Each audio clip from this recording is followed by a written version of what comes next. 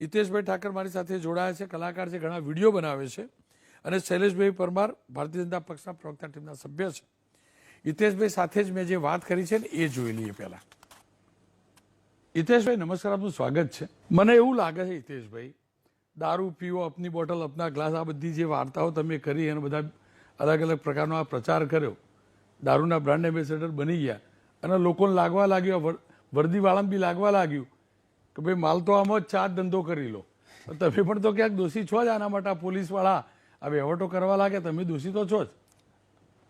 દોષિત કદાચ તમે માનતા હશો, પરંતુ રોનકભાઈ, તમને આ સમાચાર આવ્યા અને જાણ્યા ત્યારે ખબર પડી કે આ લોકો બુટલેગર કે આ રીતના દારૂનું વેચાણ કરે છે.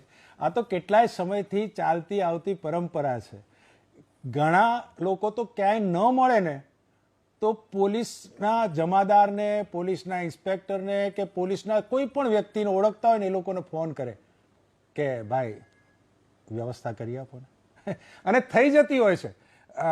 એવું જરૂરી નથી કે આ લોકો અત્યારથી કરતા હશે, અત્યારે પકડાયા હશે. એ પહેલાં તમે કેટલી બોટલ, એનું એક વખત માણસ છે ને કોઈ પણ કાર્યક્રમમાં 5 બોટલમાં હું સક્સેસ જાઉં ત્યારે હું બીજી વખતે એક પેટી લાવું, 20 નંગ લાવું. 20 નંગમાં હું સક્સેસ જાઉં ને એટલે માણસ 100 નંગ તરફ જાય.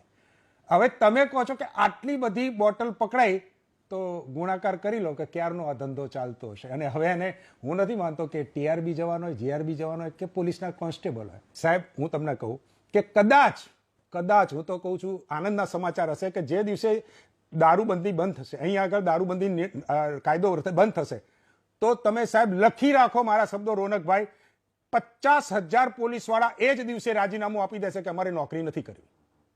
આ પહેલો ફાયદો થશે, સરકારી નોકરી છૂટશે લોકોને અને લોકો બેરોજગારમાંથી રોજગારી મેળવશે. આ લખી રાખજો. નહીં પણ હપ્તો લેવા સુધીની વાત તો બરાબર, તો હું એ જાણતો હતો, પણ આ પોતે વેપાર કરતો પહેલી વાર મેં તો જાણી.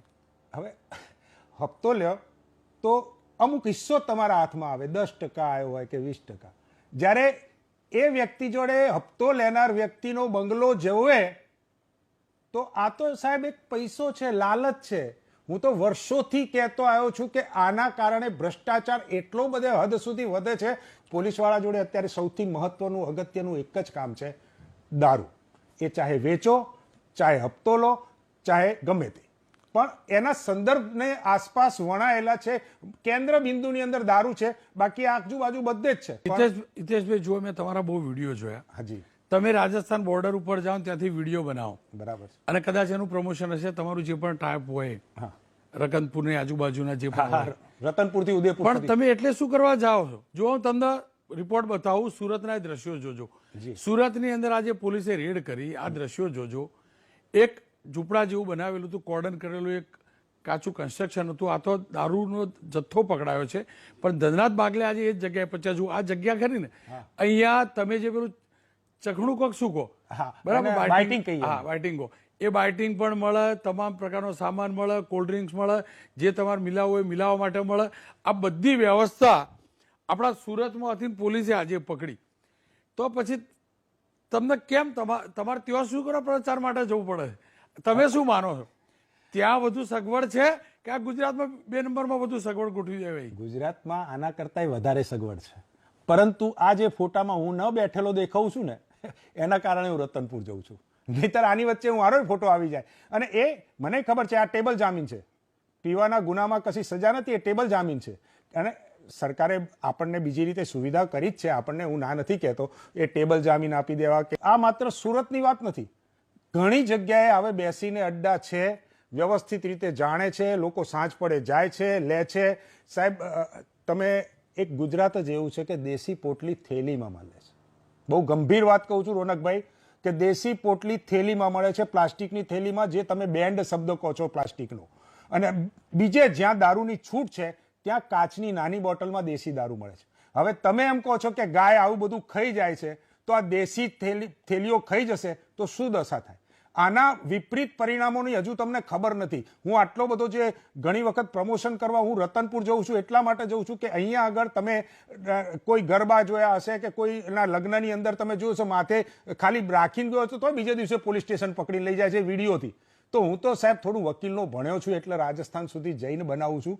બરાબર, અને એની ઉપર લખું છું લોકેશન કે આ લોકેશન છે અને અહીંયા કદાચ બનાવ તો અંદર કદાચ રેડબુલ નાખેલું હોય તો કદાચ બનાવ. એટલે એટલું જાણકારી રીતે હું કરું છું, પણ હું પણ ડરું છું. કેમ કે ગુજરાતમાં બંધી છે, નામ જોઈતી બેંધી છે. હા, શાંતિથી કોઈક જગ્યાએ બેસીને સૂઈ ગયા હોય તો નથી ખબર પડતી, પરંતુ તેમ છતાંય આ વિડીયો બનાવું એટલે થોડુંક મારા પ્રત્યે ધોંસ હોય, નજર હોય, પણ ચાલે છે. આ ગુજરાતમાં રોજે રોજના ન્યૂઝ ચાલે છે. ઘણી વખત સરકારને મેં 31 આગલા દિવસે હર્ષભાઈ સંઘવીના માટે વિડીયો બનાવેલો 25મીએ કે સાહેબ નવરાત્રિમાં તમે સરસ મજાનું બહેનો માટે કીધું કે 5 વાગ્યા સુધી ગરબા રમો, તો 31 અમારા યુવાનો માટે કે સિનિયર સિટીઝનો માટે જેની તબિયત ખરાબ રહે, આખું વિશ્વ સરસ મજાનો ઉત્સવ મનાવતું હોય, તો અમને અમારા ઘરની અંદર તો ઉત્સવ તબિયત ખરાબ રહે એના માટે પેલું લીકર હેલ્પ પરમિટ છે જ. હા, એટલે પણ બધાને નથી મળતું, કારણ કે એના માટે 5 વર્ષ સુધી તમારે ઇન્કમ ટેક્સ ભરેલો હોવો જોઈએ, એની અંદર ટ્રોમા સેન્ટરની અંદર ઓળખાણ હોવી જોઈએ, પોલીસ કમિશનરના ત્યાં આગળ એ પ્રમાણેનું સાહેબ એક લીકરની પરમિશન લેવા માટે, એટલે કે એક યુનિટની પરમિશન લેવા માટે સાહેબ તમારે 25,000 રૂપિયા ખર્ચવા પડે અને જીએસટી થી માંડીને બધું આપવું પડે. તો એનો તો એ બધાને થોડું પોસાય. એ માત્ર અમીર વર્ગને, ગરીબનું હૃદય બગડે કે એને દારૂની જરૂર હોય તો દવા તરીકે દારૂ ના ચાલે, ગરીબ માટે, અમીર માટે ચાલે. હા, આ માત્ર અમીરો માટેનો જ છે આ કાયદો. બાકી કોઈ ગરીબનું પેટ ખરાબ થાય કે ગરીબને કોઈ હાર્ટ એટેક આવે કે ગરીબને ઠંડી લાગે એવું ક્યાંય નથી, કોઈ જગ્યાએ નથી. કારણ કે ગરીબનો તો ઉપરવાળા ઉપર આશરો છે, બીજો પોલીસ મારે છે તો એના લીધેનો આશરો છે, બાકી કોઈ આશરો નથી. હિતેશભાઈનો ઘણો લાંબો સંવાદ હતો, એના કેટલાક અંશો મેં લીધા છે.